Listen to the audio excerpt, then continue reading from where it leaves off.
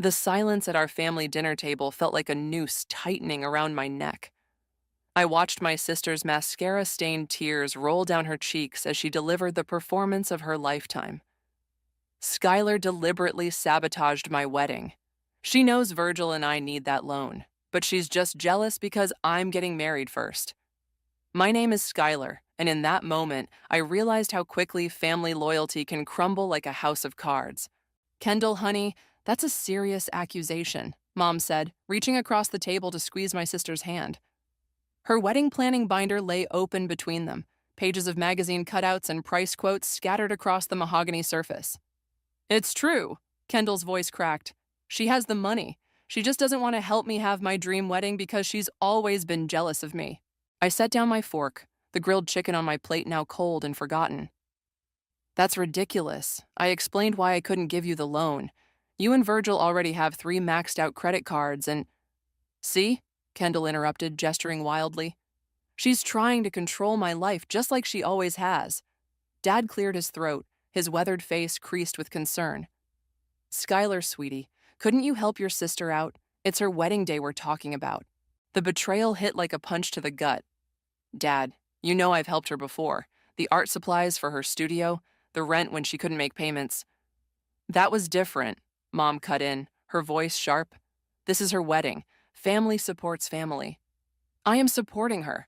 I pushed back my chair, standing up. By not enabling more debt. The venue alone is over $50,000. The flowers she wants are imported from Holland. The dress… Stop trying to make me look bad, Kendall shrieked, mascara now completely ruined. This is exactly what she does, twisting everything to make herself look like the responsible one. My phone buzzed. A text from Elliot, my fiancé. How's dinner going? I couldn't bring myself to respond. I can't believe you're all buying this, I said, looking around the table. Kendall, you know exactly why I said no. We discussed this privately last week. Private discussion? Mom's eyes narrowed. So you've been plotting this for a while? Plotting? Mom, I'm trying to be responsible. Someone has to. The only thing you're responsible for is trying to ruin my happiness. Kendall stood up, her chair scraping against the hardwood floor. You've always been jealous that I'm more creative, more spontaneous, more in debt? The words escaped before I could stop them. The room fell deadly quiet. Dad's fork clattered against his plate. Mom's face turned to stone. Get out. Kendall's voice was barely a whisper. What? I said get out. She grabbed her water glass and hurled it at the wall behind me. It shattered, water streaming down the cream-colored paint. Kendall! Dad stood up, but his stern look was directed at me. Skylar, I think you should leave. I looked at Mom, hoping for support, but she was already moving to comfort Kendall. How could you be so cruel to your sister? She asked, not even looking at me. My hands shook as I gathered my purse. I can't believe this. You're all enabling her. Just go, Dad said firmly. We'll talk when everyone's calmed down. I walked to my car in a daze, the warm summer evening at odds with the ice in my veins. As I sat behind the wheel, I could see them through the dining room window. Mom and Dad huddled around Kendall, comforting her, while my empty chair sat like an accusation. My phone buzzed again. Elliot. Hey, I answered, my voice cracking. That bad, huh? Worse. I started the car, desperate to get away from the house I grew up in. They think I'm trying to sabotage Kendall's wedding because I won't give her a $100,000 loan. What? That's insane. Want me to come over? Please. I pulled out of the driveway, catching one last glimpse of my family through the window. I'll pick up some wine on the way home. Already ahead of you? And Skylar? Yeah? You did the right thing. Someone had to say no to her eventually. As I drove home, my sister's accusations echoed in my head. The worst part wasn't the betrayal. It was the realization that my family would rather believe a comfortable lie than face an uncomfortable truth. But as the anger settled into determination, I knew one thing for certain. This wasn't over. Not by a long shot. She's done this before, you know. I scrolled through my phone, showing April the screenshots of Kendall's previous financial requests. We sat on my apartment balcony, the evening breeze carrying the scent of jasmine from the planter boxes Elliot had helped me install. 3 times just this year? April leaned closer, wine glass dangling from her fingers. Girl, that's not sisterly love, that's a pattern. Remember the art studio fiasco? I swiped to an older message. She swore she'd pay me back in monthly installments. Want to guess how many payments I received? 0. Bingo. I set my phone down, reaching for the wine bottle. And now she wants 100 grand for her dream wedding.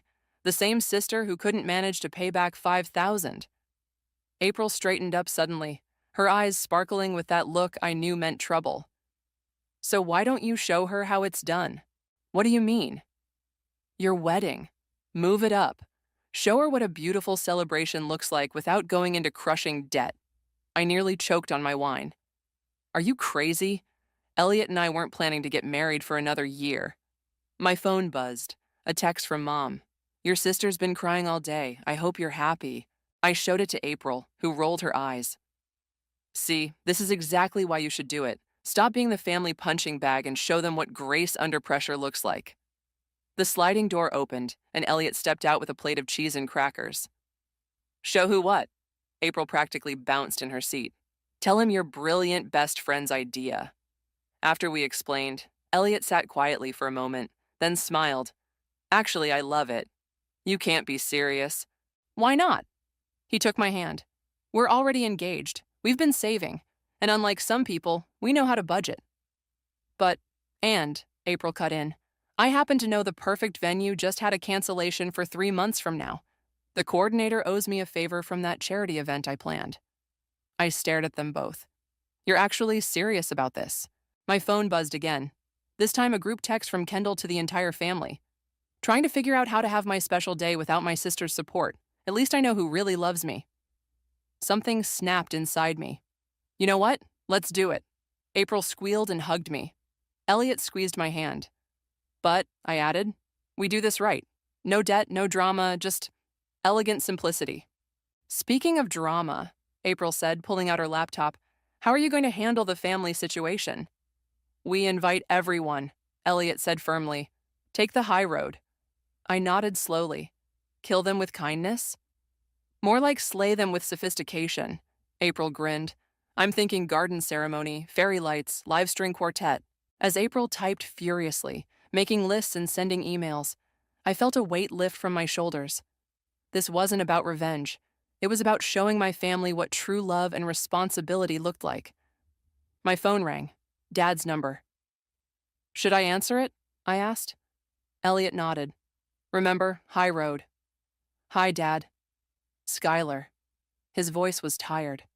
Your mother and I have been talking. We think you should apologize to your sister. I watched a hummingbird dart between my flower boxes. I'm not apologizing for being financially responsible, Dad. Sky. But I am planning something that might interest you. I met Elliot's encouraging smile. We're moving up our wedding. It's happening in 3 months. Silence on the line. You're all invited, of course. Even Kendall. I'll send the invitations next week. This feels reactive, Dad said carefully. No, Dad. This feels right. I hope you'll be there to walk me down the aisle. After hanging up, I looked at my best friend and fiancé, my real support system. Think we can pull this off? April was already deep in planning mode. Honey, we're going to do more than pull it off. We're going to create something so beautiful, so genuine, that it'll make your sister's expensive fantasies look hollow. I should feel bad about that, shouldn't I? Elliot pulled me close. You're not doing anything wrong. You're just living your best life. Besides, April added with a wink, sometimes the best revenge is just being happy. As we spent the rest of the evening planning, I realized something. My sister's betrayal had given me an unexpected gift, the courage to stop seeking approval and start creating joy on my own terms. And if that joy happened to prove a point, well, that was just karma doing its thing. The garden looks perfect, April declared, walking the path between the rose bushes at River Meadow Estate. And with the pergola here, we can string lights all the way down to create a natural aisle. I touched one of the white roses, still dewy from the morning mist. It's beautiful without being obnoxiously extravagant, April finished. Exactly. The venue coordinator, Marie, approached with a tablet in hand. So the ceremony will be here in the garden at sunset, then we move inside to the glass conservatory for the reception. The nice thing about this space is it barely needs decoration. Nature does most of the work. As we discussed details, My phone buzzed with a text from Mom. Found Kendall crying over your wedding invitation. How could you schedule your wedding so close to hers? I showed it to April, who snorted. Her wedding that doesn't even have a date yet because she can't afford a venue? Ladies, Marie called, want to see the conservatory? The glass-walled room took my breath away. Sunlight streamed through the panels, creating natural spotlights on the hardwood floor. Climbing vines framed the windows, and a grand piano sat in one corner. We can fit 12 round tables comfortably, Marie explained. The dance floor would be here, and Skylar? I turned to find my cousin Marley standing in the doorway, wearing the venue's staff uniform. You work here? I asked, surprised. Assistant event coordinator. She smiled, then hesitated.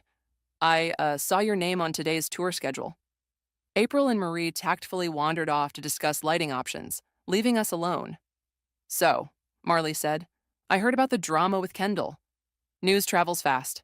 Actually, Marley glanced around before lowering her voice. You should know something. Kendall and Virgil came to tour this venue last month. When they heard the price, Virgil started yelling at our manager about highway robbery. It was pretty embarrassing. I leaned against a nearby table. Let me guess. They wanted special treatment? Worse. They tried to name-drop your parents, claiming there's some big social figures in town. Then Kendall started crying about how it was her dream venue and she'd die if she couldn't have it. Sounds familiar. The thing is, Marley continued, I've seen this behavior before. At every family gathering, every holiday, Kendall makes these grand plans, expects everyone else to make them happen, then plays victim when reality hits. And everyone enables her, I added. Not everyone. Marley touched my arm. Some of us see what's really going on. We just never had the courage to say anything. My phone buzzed again. Elliot this time. Found the perfect string quartet. When can you meet them? I should get back to the tour, I said, but Marley caught my hand. Wait, there's more. After the venue incident, Kendall and Virgil went to every high-end venue in town. They're blacklisted from 3 places now for throwing similar fits. I thought about the loan Kendall had demanded. She never had a venue, did she? She wanted the money first, planning to figure it out later. Exactly. Marley squeezed my hand. You did the right thing, saying no. Someone had to. April called from across the room. Sky, come look at these table arrangements. As I walked over, Marley called after me. By the way, I'm free to help with whatever you need. Some of us family members actually know how to show up without conditions. The rest of the afternoon flew by in a whirl of planning.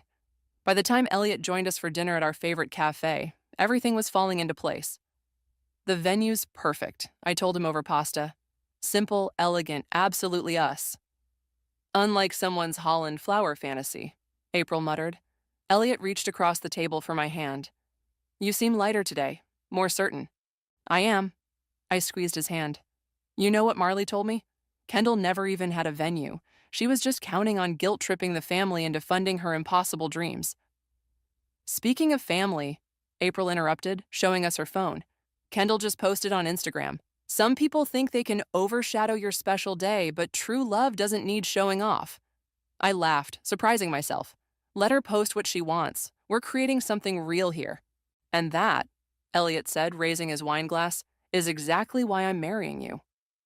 As we clinked glasses, I felt a surge of certainty. This wedding wasn't about overshadowing anyone. It was about celebrating authentic love with people who genuinely cared. And if that celebration happened to expose some uncomfortable truths along the way, well, that was just an added bonus. The invitations look gorgeous, Elliot said, running his finger over the embossed lettering. We sat cross-legged on our living room floor, surrounded by stacks of cream-colored envelopes and response cards. Simple and elegant, I agreed, sealing another envelope, just like everything else. The doorbell rang. April burst in without waiting for an answer, waving her phone wildly.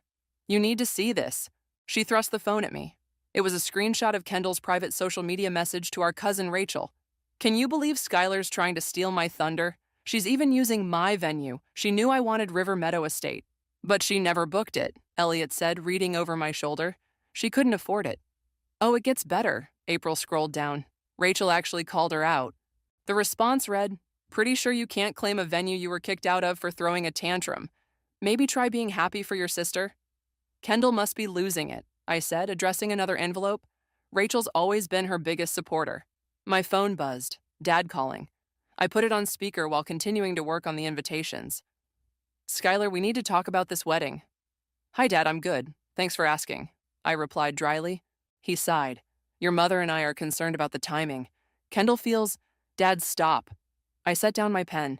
Kendall doesn't get to dictate when Elliot and I get married. She doesn't even have a venue booked.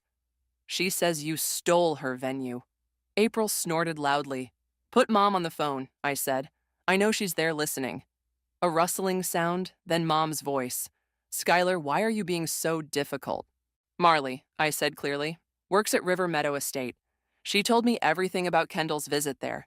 Would you like me to share those details? Silence. That's what I thought. I sealed another envelope. Your invitations are going out tomorrow. I hope you'll both be there. After hanging up, Elliot pulled me into a hug. You okay? Better than okay. I reached for another invitation. For the first time, I'm not letting them manipulate me. April's phone pinged. Her eyes widened. Guys? Kendall just posted something interesting. She showed us a photo of Kendall and Virgil holding hands on a beach.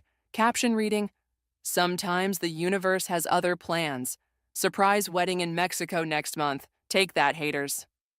Mexico? Elliot frowned. How are they paying for that? My phone exploded with messages from family members. I opened the family group chat. Mom, Kendall, sweetie, what's this about Mexico? Kendall, Virgil's parents are helping. At least some family supports us. Aunt Linda, what about the venue deposits we all pitched in for? Kendall, change of plans. Sometimes you have to follow your heart.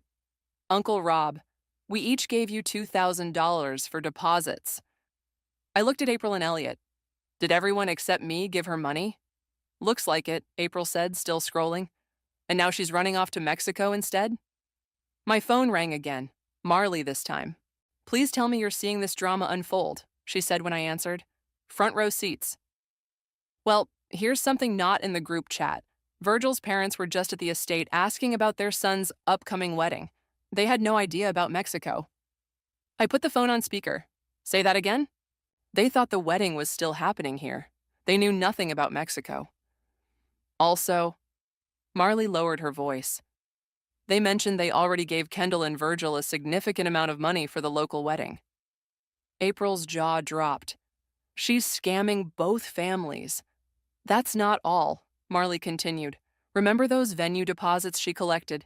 The estate never received any deposit from her, not one penny. Elliot shook his head. This is going to explode in her face. Maybe it should, I said quietly, looking at the elegant invitation in my hands. Maybe it's time everyone saw the truth. What are you thinking? April asked, recognizing my expression. I'm thinking, I picked up my phone, that it's time to make some calls, starting with Virgil's parents. As I dialed the number Marley provided, I felt no satisfaction, only sadness. This wasn't the revenge I'd planned, showing up my sister with a beautiful, modest wedding. This was karma doing its own work, and all I had to do was let the truth come to light. Hello, Mrs. Powell. We need to talk about your son's wedding, both of them. The cake tasting was interrupted by my mother's unexpected arrival at the bakery. I watched her hesitate at the door before walking toward our table, where Elliot and I sat surrounded by sample plates. Skylar. She stood awkwardly, clutching her purse. I was hoping we could talk. Elliot squeezed my hand under the table. I'll give you 2 a minute, he said, standing up. I need to make a call anyway. Once he left, Mom sat down, eyeing the cake samples. The vanilla bourbon looks nice. It's actually our favorite so far, I said, pushing the plate toward her. Try it. She took a small bite, closing her eyes. Oh, that is good. When she opened them again, there were tears forming. Honey, I don't know what to do. About? Kendall, the Mexico thing. Virgil's parents called me yesterday. I set down my fork. And? They're furious. Said something about double booking weddings and missing deposits? She dabbed at her eyes with a napkin. I don't understand what's happening with your sister anymore. Don't you? I kept my voice gentle. This isn't new behavior, Mom. It's just finally catching up to her. The bakery door chimed as another couple entered. Mom lowered her voice. The family's in chaos. Aunt Linda's threatening legal action over the deposit money. Uncle Rob's wife is calling Kendall a con artist on Facebook, and now Virgil's parents are saying they'll cut him off if he goes through with the Mexico wedding. What about the money they already gave them? Mom's face crumpled. Gone. Kendall says they spent it on wedding preparations, but can't show any receipts. And what do you think about that? Before she could answer, my phone buzzed with a text from April. Kendall just posted that she's being attacked by jealous family members who can't handle her happiness. Should I send screenshots to Virgil's parents? Don't, I texted back. They have enough evidence. I think, Mom said slowly, that I've been wrong about a lot of things. She reached across the table for my hand. Including you. The bakery owner approached with another sample. This is the lavender honey with buttercream. Oh, I'm sorry. Am I interrupting? Not at all, I smiled. Mom, want to help us choose our wedding cake? She squeezed my hand, tears flowing freely now. I'd love that. We spent the next hour tasting cakes and actually talking, really talking, for the first time in years. Mom admitted she'd enabled Kendall's behavior out of guilt over working so much during our childhood. I shared my frustration at always being cast as the villain for setting boundaries. As we were leaving, Mom stopped me. Skylar, about your wedding, I'd like to help, if you'll let me. Mom, not financially, she added quickly. I know you and Elliot have it handled. I mean with planning, organizing, whatever you need. My phone buzzed again. A group text from Marley to several family members. Just FYI, Kendall and Virgil were just here at the estate trying to book a last-minute wedding for next week. Manager turned them away. Next week? Mom read over my shoulder, looking confused. But what about Mexico? I think, I said gently, Kendall's running out of options. Right on cue, my phone lit up with a call from Kendall. I showed Mom the screen. You should answer it, she said, but put it on speaker. I did. Hello? This is all your fault. Kendall was sobbing. Everyone's turned against me because of you. No, Kendall. Everyone's finally seeing the truth because of your own actions. You've always been jealous, always tried to make me look bad, and now you've turned Mom against me too. Mom leaned toward the phone. Kendall, that's enough. Mom? Kendall's voice cracked. What are you doing with her? I'm helping your sister plan her wedding, her real, honest, paid-for wedding. But I'm your baby. You're supposed to be on my side. I am on your side, Mom said firmly. Which is why I'm telling you, this needs to stop. No more schemes, no more manipulation, no more playing victim. The line went dead. Mom stared at the phone. That's the first time I've ever really stood up to her. How does it feel? Terrifying. Necessary. She hugged me suddenly. I'm so sorry, Skylar, for everything. As we walked to our cars, Mom turned to me one last time. Your wedding is going to be beautiful. Not because of fancy flowers or expensive venues, but because it's built on truth and love. I hugged her again, feeling something heal inside me. This wasn't the revenge I'd planned, but watching truth and consequences unfold naturally was somehow more satisfying than any scheme I could have devised.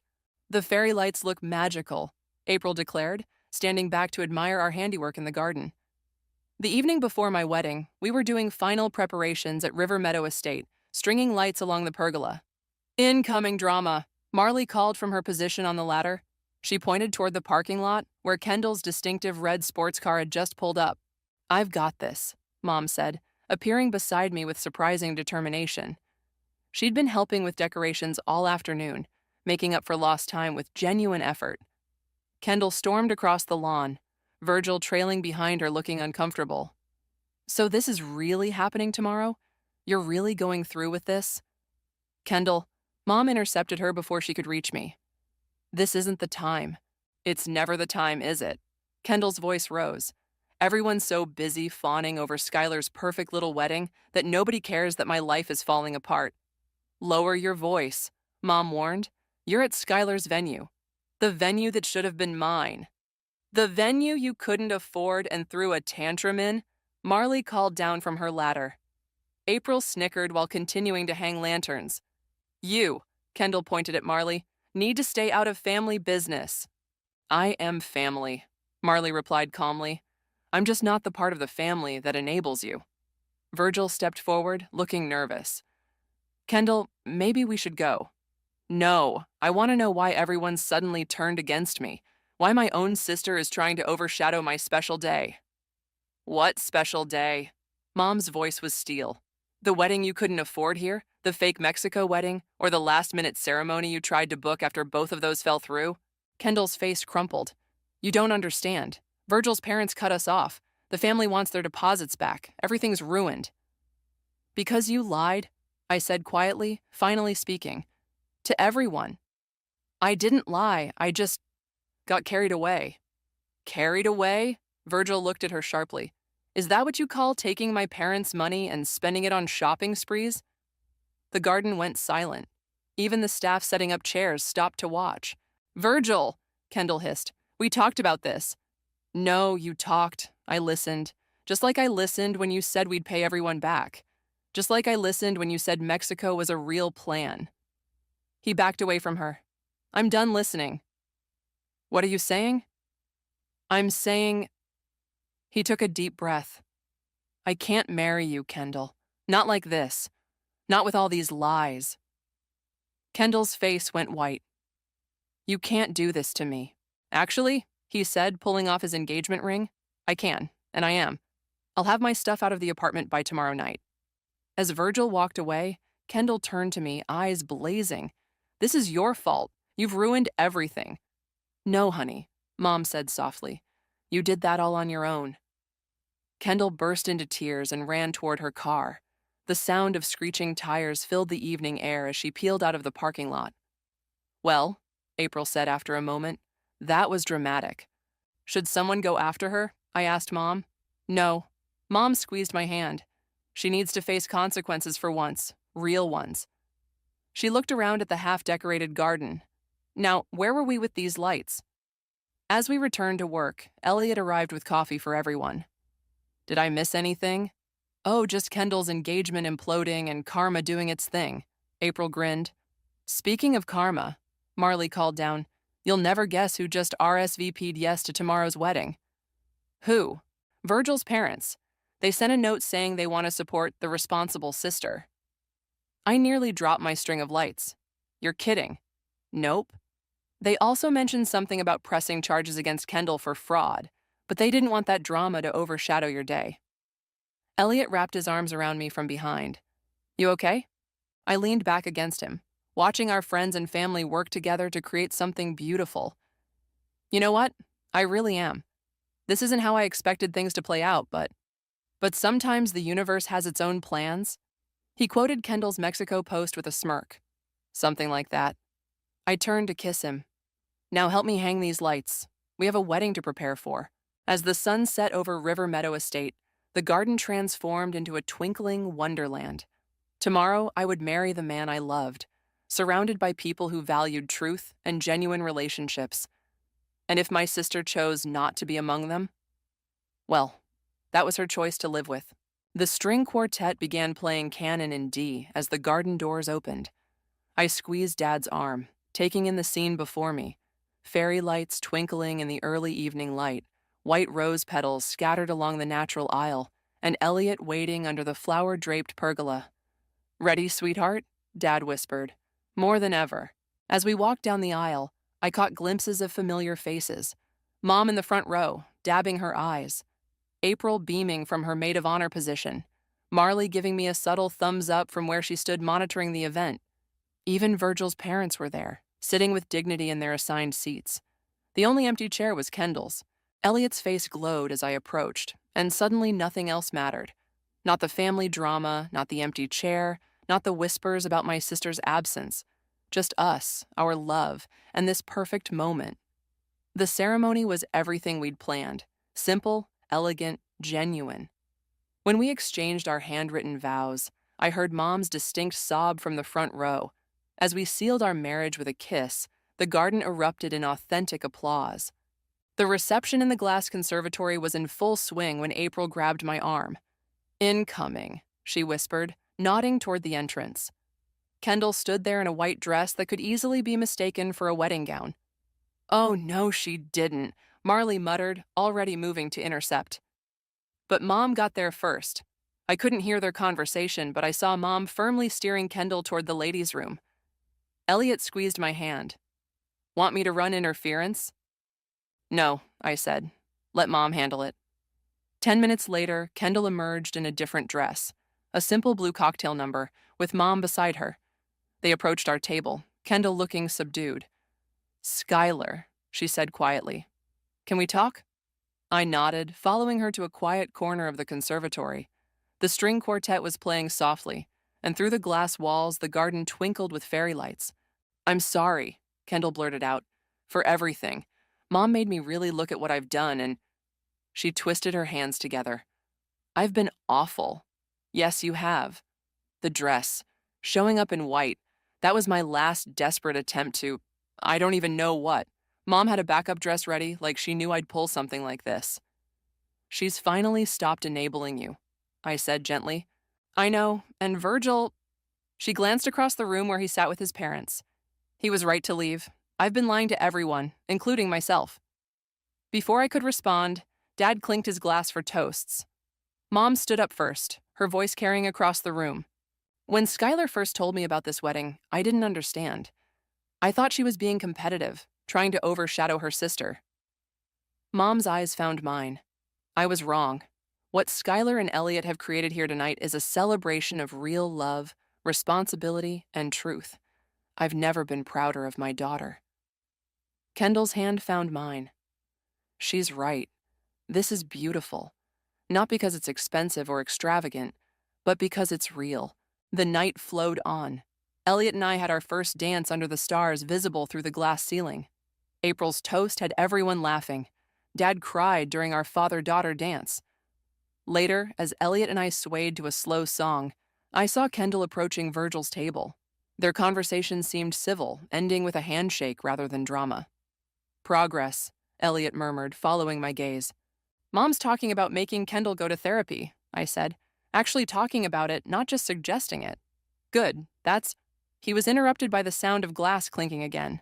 To everyone's surprise, Kendall stood up. I know I don't deserve to make a toast, she said, voice shaking. But I need to say something. Skylar, I've been jealous of you my whole life. Your stability, your success, your genuine relationships.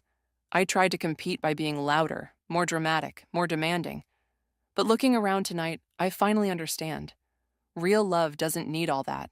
It just needs truth. She raised her glass. To my sister and her husband, thank you for showing me what real love looks like. The room raised their glasses, but I was already moving. I hugged my sister, feeling years of competition and resentment beginning to melt. This doesn't fix everything, I whispered. I know, she whispered back. But it's a start. As the evening wound down, Elliot and I stood in the garden one last time, taking in the twinkling lights and sweet flower scent. Happy? He asked. I thought about the perfect wedding we'd created, the family healing that had begun, and the sister who might finally be growing up. More than I ever imagined possible. I think that's the last of the thank you cards, I said, sealing the final envelope. Elliot and I sat at our usual cafe, the same one where we'd planned our wedding weeks ago. April slid into the seat across from us, dropping a folder on the table. Fresh from the printer, your wedding photos. As we flipped through them, each image captured the genuine joy of that evening. The twinkling lights, the intimate ceremony, the heartfelt celebrations. But it was the candid shots that caught my eye. Mom and Kendall's private conversation in the garden, Dad wiping tears during his toast, Virgil and his parents sharing a quiet moment. Speaking of family, Elliot said, checking his phone, your sister's latest Instagram post is different. I looked at the screenshot he showed me. Instead of her usual carefully staged photos, Kendall had posted a simple selfie at her therapist's office. First step of many. Time to face some hard truths. Personal growth, 4-year therapy. Well, that's new, April remarked. My phone buzzed. Mom calling. Hi, Mom. Skylar, are you free for lunch? Kendall's here and she has something she wants to discuss with you. I looked at Elliot, who nodded encouragingly. Sure, the usual place? 20 minutes later, I found Mom and Kendall at our family's favorite diner. Kendall looked different. Minimal makeup, simple clothes, none of her usual flash. I've been going through my finances with my therapist, she said after we ordered. The reality is, I'm in serious debt, but I'm finally ready to deal with it. Mom squeezed her hand. Tell her the rest. I'm selling my car, Kendall continued. and most of my designer stuff. I'm going to pay back everyone I took money from, the family, Virgil's parents, everyone. That's impressive, I said carefully. It's terrifying, she admitted, but necessary, and she pulled out an envelope. This is for you. It's not much, but it's the first installment on what I owe you for the art studio loan. Inside was a check for $200, small but symbolic. I'm also moving in with Mom and Dad temporarily, she added, to save money. My apartment lease is up next week anyway. How are you feeling about all this? I asked. Honestly, horrible, humbled, embarrassed. She stirred her coffee, but also relieved. It's exhausting, trying to maintain this perfect image all the time. Tell her about work, Mom prompted. I got a job at the community art center, teaching kids classes. The pay isn't great, but it's steady and I actually love it. My phone pinged. A message from Marley. Guess who just booked River Meadow Estate, Virgil, with his new girlfriend? Small ceremony, reasonable budget. Should I accidentally double book them? I showed Kendall the message, watching her reaction carefully. She surprised me by laughing. Good for him. He deserves someone who won't try to bankrupt him. Mom beamed at both of us. My girls, finally acting like adults. Most of the time, Kendall smiled. I still have my moments. Yesterday, I almost bought a $500 purse before remembering my new budget. But you didn't buy it, I pointed out. No, I didn't. Progress, right? Our food arrived, and as we ate, the conversation flowed naturally. Kendall talked about her therapy insights, Mom shared stories from her early marriage struggles, and I found myself actually enjoying my sister's company. You know what I realized? Kendall said suddenly. Your wedding was perfect because it was authentically you. I was trying so hard to create this fantasy that I lost sight of what a wedding is actually about. Love? Mom suggested. Reality, Kendall corrected. Real love, real relationships, real responsibility. As we finished lunch, Kendall hugged me tightly. Thank you, she whispered. For what? For not giving me that loan. For showing me there's another way to live. For being my sister, even when I was awful. Mom was crying again, but this time they were happy tears. Outside the diner, Elliot was waiting to pick me up. He waved to Kendall and Mom. Ready to go home? He asked as I got in the car. I watched my sister and mother walking to their car, heads close together in conversation, both trying in their own ways to build something better. You know what? I said. I think we all are. The revenge I'd initially planned, showing up my sister with a perfect wedding, had transformed into something far more meaningful, a catalyst for genuine change. Sometimes the best revenge isn't about getting even, but about showing someone a better path forward. And sometimes, just sometimes, they actually take it.